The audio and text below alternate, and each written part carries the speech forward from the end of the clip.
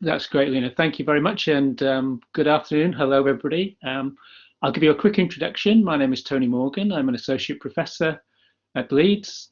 My main role is teaching innovation, design thinking, and also employability skills to our students in a number of schools and faculties. I've got a foot in multiple camps as I work for the business school, but also for the Faculty of Engineering and Physical Sciences, sorry.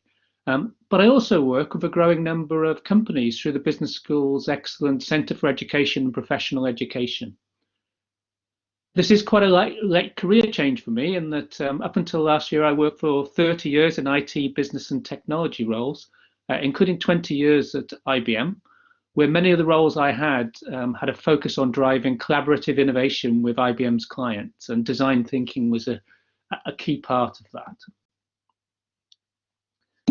So a quick discussion of our agenda for today. I'll give a quick introduction to design thinking for some of the people who are attending who maybe haven't been involved in design thinking or don't know too much about it. Then we'll focus on our challenge, which is really how do we do design thinking in this lockdown world. We'll talk about some potential solutions, and there'll be plenty of time for discussion and questions near the end of the session. And I'd like to highlight now, up front, this isn't a talk where I'm going to tell you how I think exactly you should do things. This topic for me is very much work in progress. I don't yet have all the answers, and I'm very keen to hear your thoughts and inputs, either during the session at the end when we have the discussion or afterwards. So I'm really keen that we make this a discussion after my talk.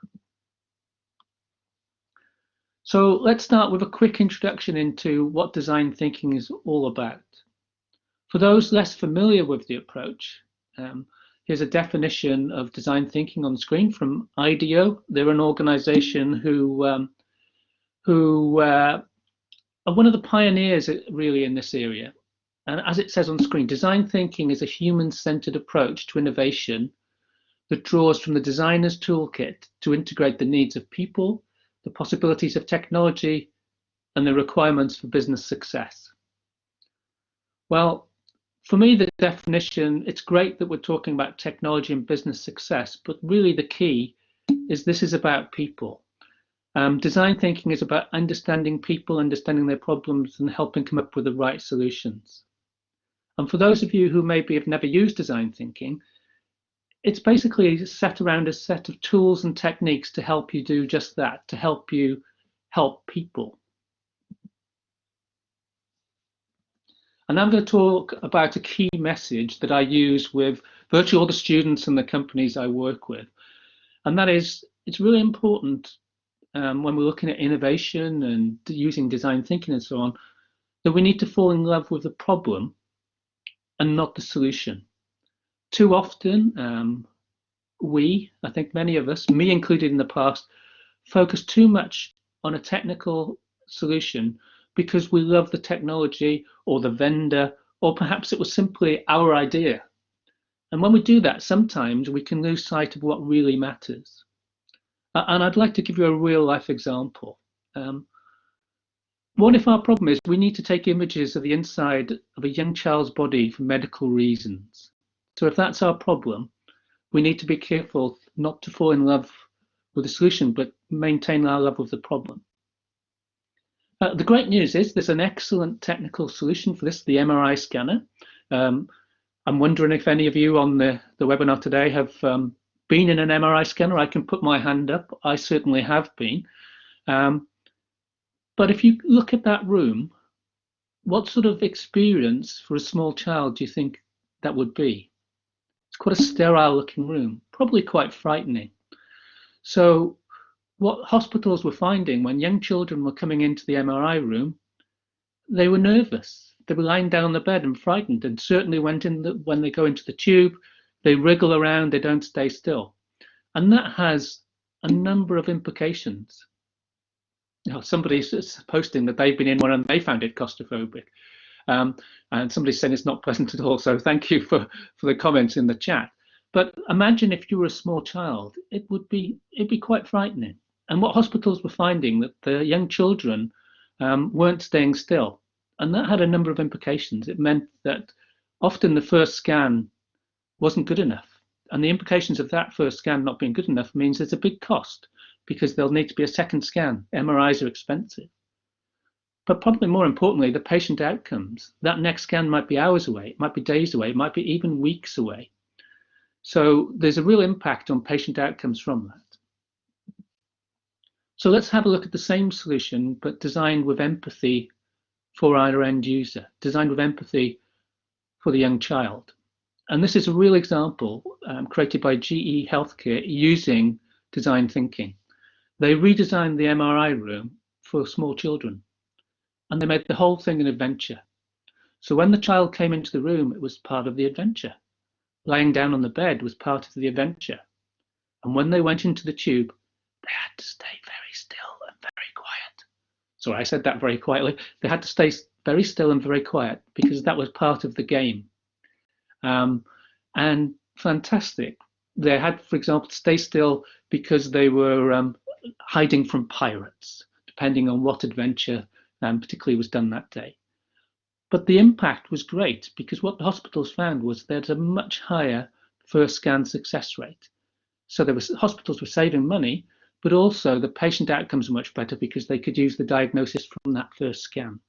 So I think that's a really powerful example of how design thinking helps us focus on the problem, but also particularly the end user. So design thinking is based around a number of key concepts, particularly 5 areas as shown in this diagram. I'm not going to go through each of those in detail, other than by using example. So I use this approach when I work for IBM, working, for example, with an online retailer. Now, their problem was managing their inbound supply chain. They had thousands of orders coming in, for example, from the Far East. These could be dresses, Christmas trees, T-shirts, TVs, you name it. But their key problem was knowing which of the orders should and would arrive when. They had a huge issue working out which orders might be late, which orders they needed to prioritize to chase down. And we used design thinking to really understand, to empathize with the end users, understand their problems, define what the problem was, and then really focus on idea generation using a very diverse team, both the end users, business users, IT people, and so on, to understand what ideas we could come up with. And the team came up with some great ideas, and very quickly we selected the one idea which had the most benefit, the most value that could be delivered in the least amount of time. And we developed a prototype for that. We improved the prototype, we sort of iterated it with feedback from the end users, and then delivered it. And it was a great experience, both for the end users, the people in the business who chased the orders, but also the IT team. So this was a very effective way of going through these steps, as you can see on the screen, using a set of tools and techniques, but really to understand the end user, their problem, then bring the technology and get business success from that. So I think, as I said, design thinking is very important. But let's move forward now onto our challenge in this changed world. Although we're talking about design thinking today, one of the things I should say, much of the content I'm going to talk about is very relevant for any online meeting or workshop. But for design thinking, I'm a great believer the best way to learn about design thinking is actually by doing it. And I facilitate a lot of design thinking sessions, both for students, but also for companies. And usually, as you can imagine, we have everyone in the room. These could be computing students, business students, students from other schools. Or they could be end users, IT teams, business executives, and so on. In the room, they can see the whites of each other's eyes. Sometimes they might need a little bit of encouragement to get going, but once they do, everyone generally really works well together, and it quickly removes barriers and sort of the us and them about people working together. But making this work in an online environment does represent a significant challenge. Empathy, which is a key component of design thinking, is much harder to generate when you're working remotely from each other. Collaboration and interaction are more difficult. Sometimes when people are working in an online session, getting something out of them, sometimes anything out of them, can be difficult, can be a challenge. I wonder how many of you in the last 5 minutes have been checking email or looking at Facebook or whatever. And many of us learn visually. So seeing the problems, the opportunities, the ideas spread across the wall makes it easier for us to understand them. It's a lot harder to get your head around something when you're looking at a 12-inch or a 14-inch laptop, or even a mobile phone. And lastly, we haven't got that physical wall to stick things on anyway. So that's our challenge. But I think using design thinking online brings us opportunities too. Have you ever been in a workshop where one or two people dominate the room? Even when you get them to quieten down, others might feel a bit intimidated. You can lose some of the diversity of the input. And that diversity is so important for getting the best ideas and solutions. Because design thinking works best when you combine everyone's input. But working remotely can actually give you some benefits because we can still get the diversity. And we can still, if we've got the right tools, as we'll see, get people to build upon each other's ideas and inputs. The end user says this, so the IT person says that, and they end up with something better than either of them could have come up with individually. And sometimes we can create more diversity by working online. We can now get the team from China or India or Germany, the USA, or even from down the road in Manchester involved when we couldn't have done that before. So we have got opportunities from working this different way. But how do we do it? I think that's obviously a key question. That's what today's webinar is about. Well, we can do a lot of things with design thinking. For today, I'm going to focus primarily on understanding problems and generating and prioritizing ideas purely for time. So if we're going to do this online, I think we need to think of three things. And I think sometimes they won't come as a surprise to some people who've heard this message before. We need to use people, process, and technology in combination. So let's start with the people. What do we need? Well, obviously, we need the workshop attendees. These could be the business users, the designers, maybe the customers, the business analysts, whoever are the right people for our challenge. And it's really important that they're briefed even better than they need to beforehand for a physical workshop, because we need to get the most time out of them from the time we've got available when we're working online. And very critically, we're going to need a really good facilitator. Of course, that's no different from running any physical workshop, but this facilitator really needs to think through what's different about an online workshop. What do they need to do differently? And what do they need to do to ensure that all the online participants really do take part? Certainly, they're going to need to have empathy for the attendees. And they're going to need to think about how are they going to gain the attention of the attendees? How are we going to keep that engagement? How are they going to get their best input? And if we can do all that, we can really get that diversity and generate really good ideas. The facilitator might also need some help, and I'll come on to that a little bit later. So that's the people. What about the process? Well, in terms of process, great news here. We've got a great start because with design thinking, we've already got that. The workshop is going to follow a set of predefined design thinking techniques focused on our end users, focused on our problems and challenges and opportunities. So that's really good. Our process is defined. Let's have a look at what it would be. So for idea generation, in green on the left, these are typically the steps that are involved in an idea generation workshop using design thinking, from framing the problem, understanding the end users and the problem, generating ideas, really importantly, very quickly prioritizing the ideas against the value and the feasibility, and then reviewing the selected ideas and agreeing how we move forward. Whilst on the right-hand side, these are the predefined design thinking techniques for doing each of those steps. We might not use every technique every time. We might create multiple versions of some of them, personas and empathy maps as we get to understand the end users. But at the end of it, we generate the ideas, we prioritize them, and we always finish with doing a playback. So for the selected ideas, we play them back to the team so everybody understands where we are, we're all on the same page. And this is really, really important. And we'll end up with something like this.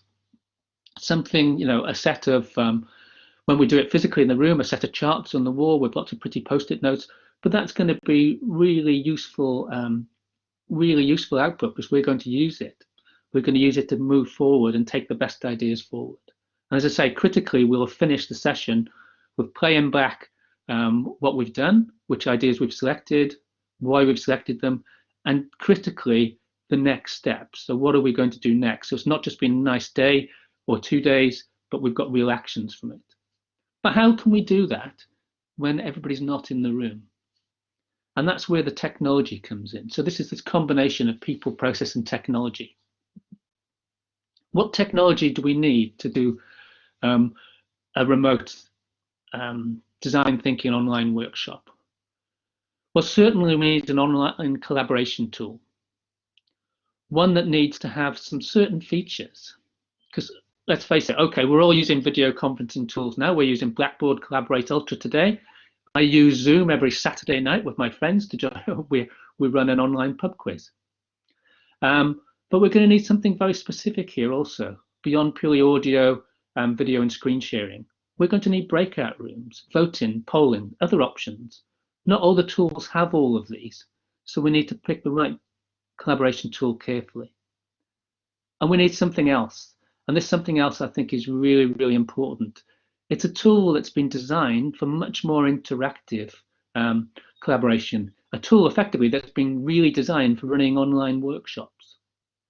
Because this tool is going to be our virtual wall.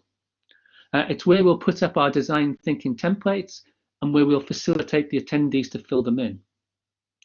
It's going to have the ability for each attendee to post their own input, for example, using virtual post-it notes. It will need the ability for everyone to be able to grab a virtual pen and do some editing. It will need the ability for the facilitator to be able to draw everyone back to the same place to see the same view of the wall so they can review progress, we can have group discussions, we can run these playbacks and so on. Now, so far, the best technology I've seen for this is a solution called Mural. And that's because Mural was created for that purpose. Mural has a set of predefined templates for various activities, including running online design thinking workshops. I've used Mural a little, but not enough yet. And by my own mantra of not falling in love with a solution, I'm still loving the problem at the moment. I need to use it more to confirm it's the right solution, to work out how's the best way to use it. Somebody's just asking that name again. So it was Mural, M-U-R-A-L. Thank you, Lena, has posted it on the chat as well. That's great. I've deliberately not mentioned in the slides some of the technologies here because, you know, as I say, I'm still looking at what are the best solutions. There are other tools out there which I now need to explore. One, for example, is called Miro, M-I-R-O. I haven't used it yet. I need to try it out. Thank you, Lena. If anyone knows of any other tools out there, I'd love to hear about them. And this is as far as I've got. As I said at the outset, I don't have all the answers yet. This is work in progress, but I certainly think this combination of people, process, and technology is where we need to go. But what I thought I would do is give you some hints and tips from my experience to date, and certainly from my experience of working and running lots of workshops, for example, online in IBM with global teams. The first tip is have everybody in the room or everybody remote. I don't think that having some people in the room and some people remote works. From my experience, the conversations in the room start to flow, and no matter how good your microphones or your video equipment is, people who are remote start to miss out on part of that. So I don't believe in mixing and matching. I think you have either physically together or physically apart. You need to design the timing. And for online sessions, I'd say don't pack too much into one session. Don't pack too much into one day. Include plenty of breaks. Use energizers to clear people's mind and grab their attention. One of our colleagues in the business school, for example, does sort of virtual yoga exercises and mindfulness techniques. I think they're fantastic, but ways to pull people apart, get them together again, and then to grab their attention when you're doing the workshop. Run a practice section. practice session, a really useful practice session for people to become familiar with the tools and techniques. So you don't end up just teaching how to use collaboration tools or how to use the online thing, or even some of the design thinking techniques. You're getting the most out of your real workshop. I actually do that for a lot of physical workshops when I work with companies. We have a practice session using design thinking first on a generic topic before we focus on the real challenge. Create a visual guide to what we're doing for attendees to print out to help them very quickly better understand each step they're doing and why they're doing it. And I say make that visual. One of the questions that was posted before the session said, how do we do this for less literate people? Well, obviously they need to be literate enough to get onto the system to be online, but I think having a printed off set of examples showing what we're doing in a very visual way can really help them as they're going through the process.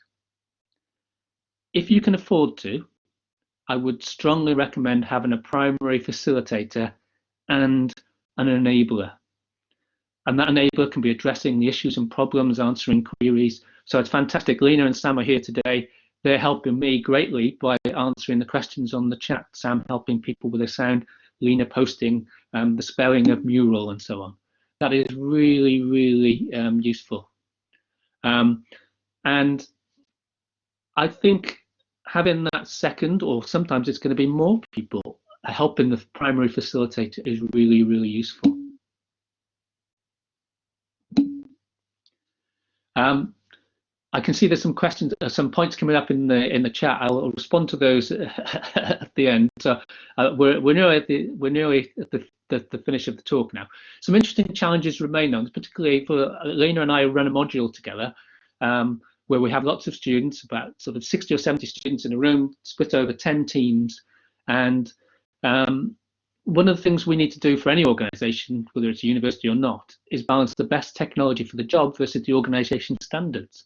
So our university, I don't think, has something like Mural yet. I will need to look at the best thing for doing that.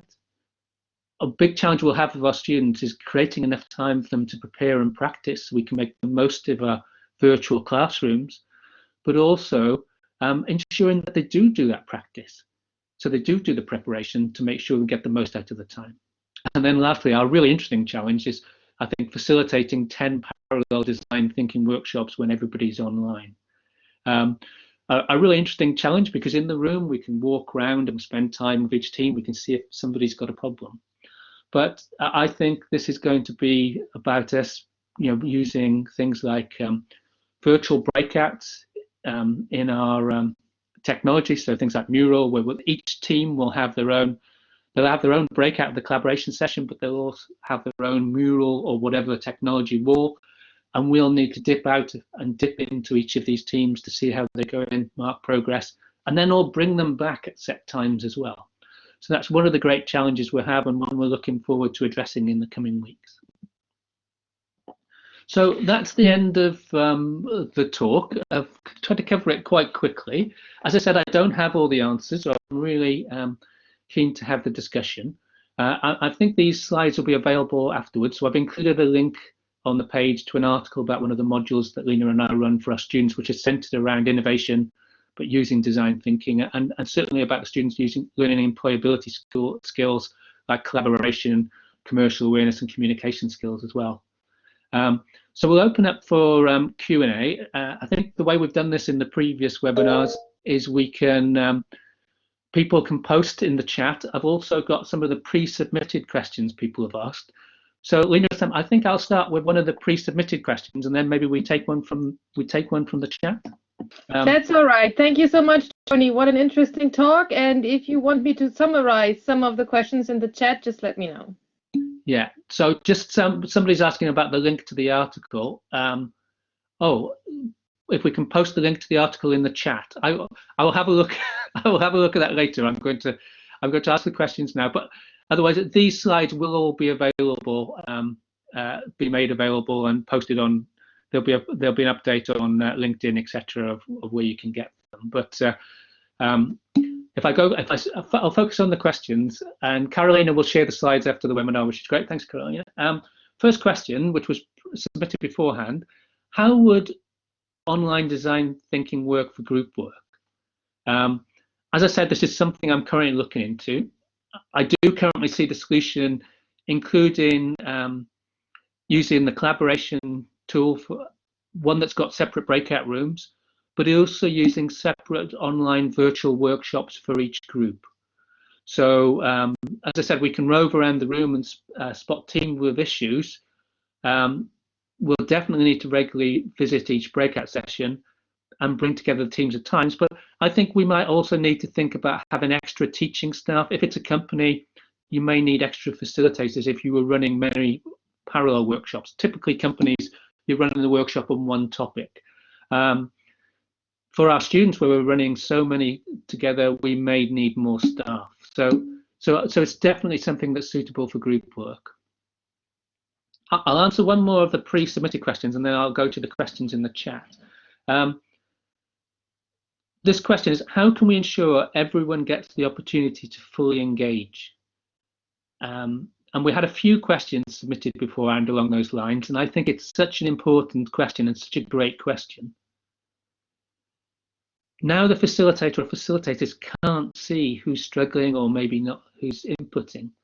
But in some ways, maybe it will be easier as well, because tools like Mural can be configured so you can clearly see who has given which input. And that would make it easier to see when someone is contributing or not contributing as much as the others. Of course, that might be due to multiple reasons, but the facilitator can use the information they can get from these tools about who's engaging, who's not engaging, to help them know when they need to intervene and who they need to intervene with. But that's definitely an area where more detailed work is needed. And again, I'm a big believer in trying these things out. So that's a really good question about how do you spot that engagement when you can't see the people in the room. I think for one workshop, that will be fine. I think somebody's mentioning about they had multiple people and they had a facilitator for each room. When we're running 10 together, that might not be feasible. So we'll need to look at that. But a great question. Let's go to the chat and see pick up some of the questions from the people online. Well, we had some questions around how to get managers on board, but I think implicitly you've already answered that question by drawing out how you can get everybody involved. The other questions that came up were also around how the facilitator and the enabler can work together, and how also we can become better facilitators in this kind of online teaching and instructing, because that can be a challenge, of course, in its own right. So that's a great question about how can we become better facilitators.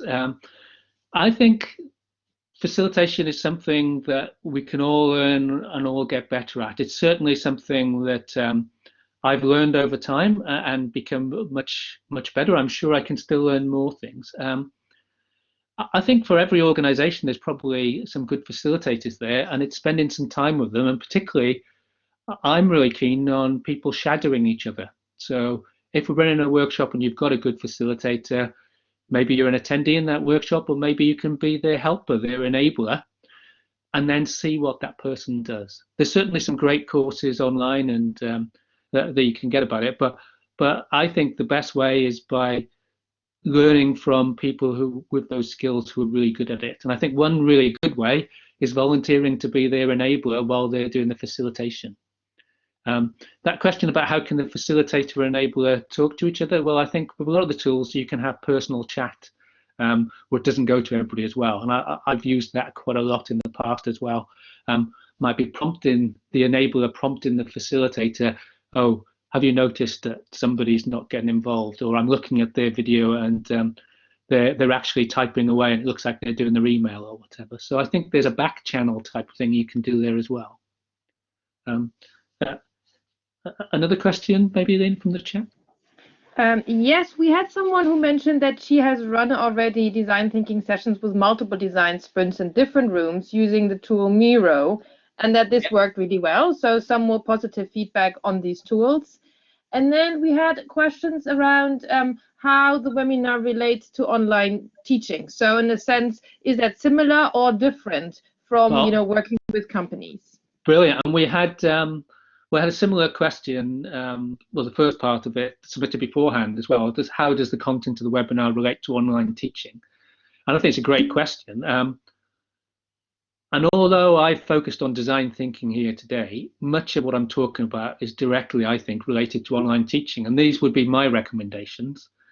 As teachers, we need to understand our end users in the same way with design thinking. Who are our end users? They're our students. We need to have empathy for them. We need to think about the people, the process, the technology we can use to create the best online experience where they can learn, whatever they're learning.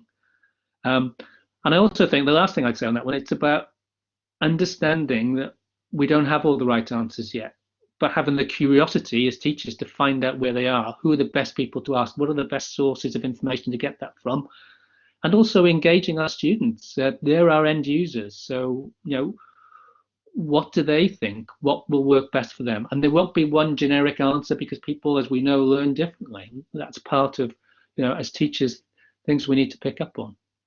So, so great question. I think it definitely relates to online teaching, and we can learn a lot by using design thinking techniques to get better at teaching online as well. I can just see a question on the chat there about how can design thinking be used to help employees increase motivation during the lockdown.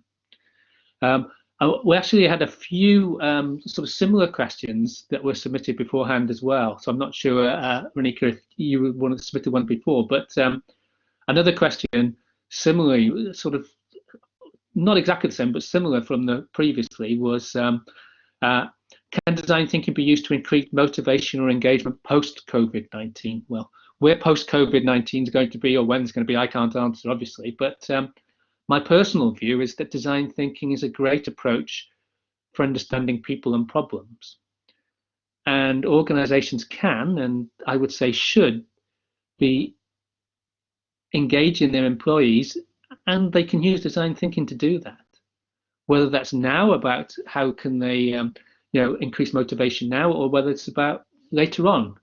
And they can use design thinking to understand their employees, understand their challenges, their anxieties, and to work with them to help generate better ideas and better solutions for fixing it. And those, if they come in from their employees, I think employees will work much better knowing that these things come from them. So there's a great cultural thing about using these tools to engage your employees as well. And you can use it to do so many things. One thing I would say is employees know so much about their organizations. I'm always surprised when organizations don't get more input and ideas from their employees.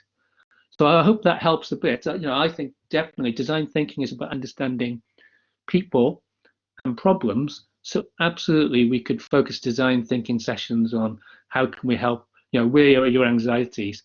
How can you be more engaged? What are the things we could do to motivate you? Use that directly with your employees. I think that would be great. In the meantime, we had a few more questions. I think one asked about how do you prepare the teams before you do actually the design thinking workshop online, and whether you do things slightly differently depending on what type of group you have, personality types, part of the organization. So is that just a general kind of material you provide, or is that more different depending on who you work with? I think it depends on it. I wouldn't say there's one way of doing things, and that's partly that is because people are different, and organizations are different. The context of their challenges are different. So I think you need to tailor everything you do to the people you're working with, the organization challenge. But there are some generic approaches we can use. And a good facilitator also will provide information beforehand, do the preparation and practice, as I say, but will also read the room, see where people are struggling, see how they can be engaged. So there's not a one-size-fits-all answer for this, but there is definitely some good practices. I can see a question in the chat there from Charlotte, who one of our ex-students, it sounds like, took in the innovation thinking and practice module last year. And one of the challenges Charlotte found was getting the team to initiate a conversation at the start of the workshop. what can we do to ensure that everybody gets involved and dives in when taking part in front of the screen isn't the same as being sat around the table together. Great question, Charlotte. Thank you very much. I hope you enjoyed the module. A couple of thoughts on that. One of the things that we did was actually Lena's introduction a couple of years ago, which I'm sure you were involved in, is where we created the team video before you had the first workshop together to try and break the ice and get people getting to work together. So that was something we did when the team was physically together. Funnily enough, I've been thinking about this exact challenge, how we would do that when we've got people remotely. How do we get them introduced to each other beforehand? And I think there's definitely something we need to do if we've got a small team and we're going to be working on the module in the coming academic year. If they are going to be online, then if we are still in a lockdown situation, one of the things we're going to do is devise one or more ways for getting those teams to interact and get to know each other and break the ice beforehand. So I think the video was a great idea of doing that. And then we showed the videos at the start of one of the lessons, which was a bit of a surprise for the students, but there was a lot of smiling and happiness seeing each other. But also quite a few of the teams did feedback that they found that video really useful. So we're going to look at what the options are for doing that sort of ice-breaking thing. I think creating an online video might be something that's useful where they introduce each other. But I think having a session, probably a Zoom, a Blackboard Collaborate Ultra type session, where the team get to meet beforehand, they introduce to each other, they talk about what they're interested in, what their problems are, where their strengths are, and so on, will be something we definitely want to do to get the people more gel beforehand. So that's a great question, Charlotte, and a great challenge that we need to look at. That's a really good one. I like that. We then had another question around the practicalities of working with students who may have experienced some form of digital poverty. So the question, how do we make sure that everybody can engage and that they have the competence of using the tools required actually to be fully able to take part in the design thinking workshop? Yeah, that's a good, well, I think there's probably some steps we need to take beforehand, isn't there? So the digital poverty thing, if they don't have access to devices to be involved, then that's going to be very difficult. So obviously there's a device thing here. There's also sometimes an experience thing. I'm going to talk about a totally different direction for a moment.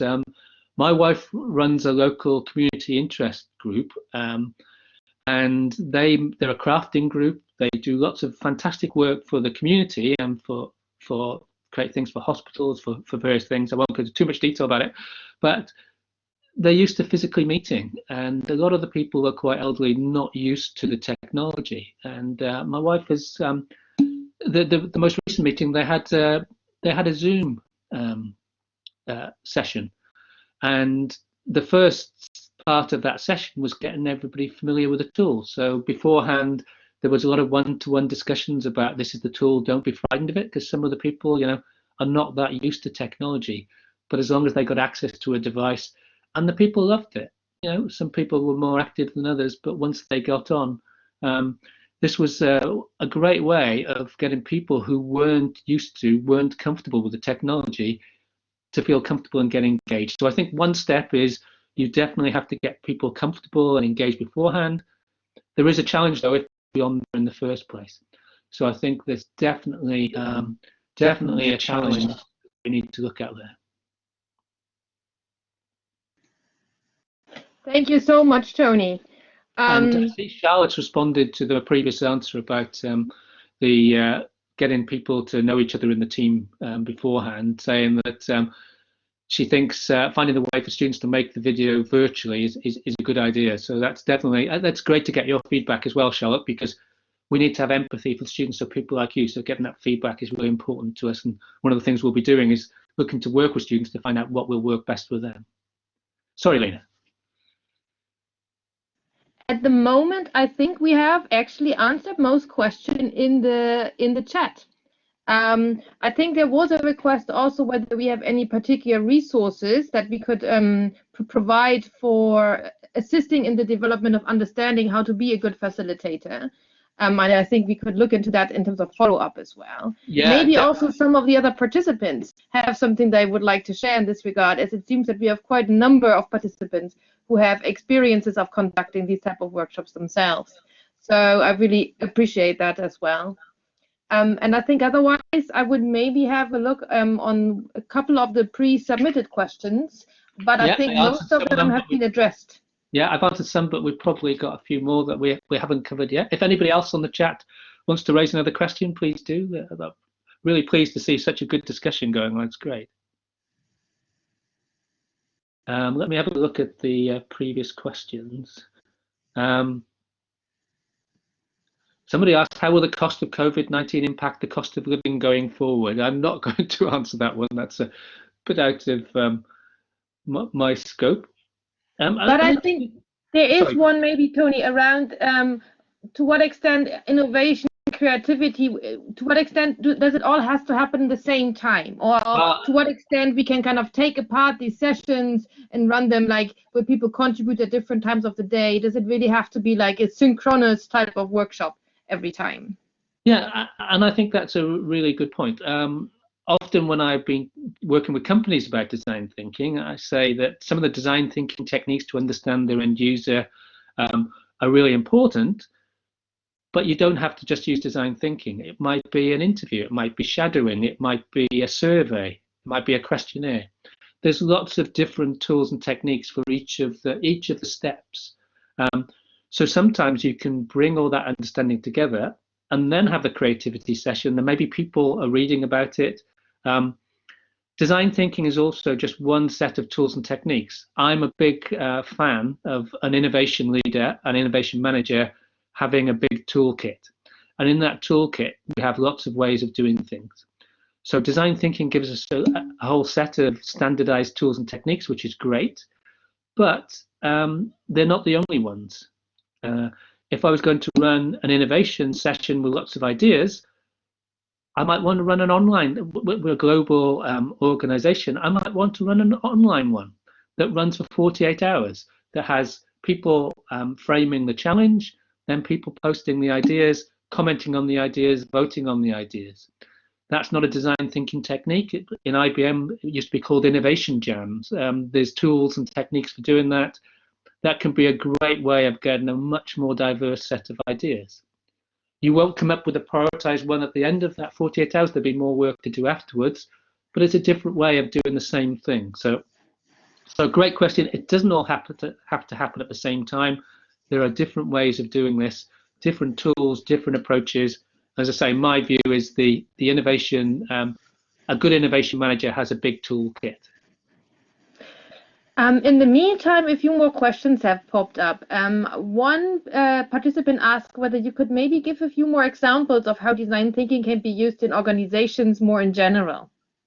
Yeah, sure. So I'll let me give some examples of how I've used it with companies.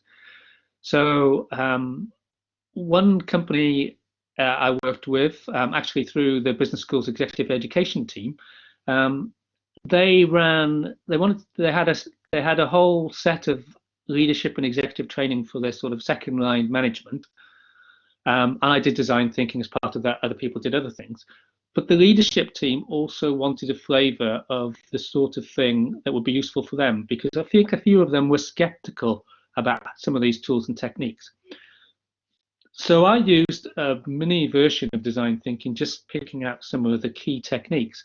And I ran a little workshop with a very senior leadership team. And that focused on how their organization could do things radically different. And they were skeptical to start. By the end of it, you could see the enthusiasm for taking some of the ideas forward that they picked up, that they'd never taken the time to step back. They were always very busy operationally doing this.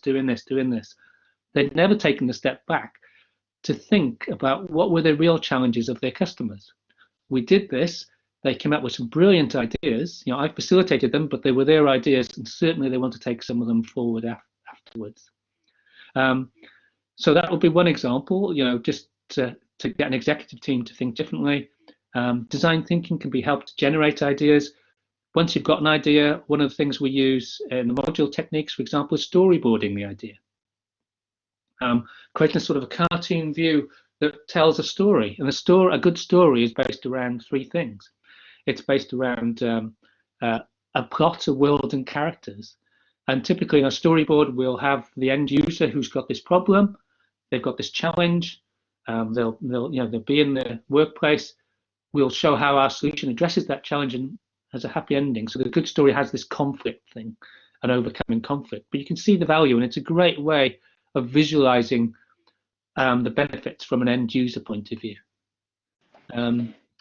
Maybe we've got time for one more question.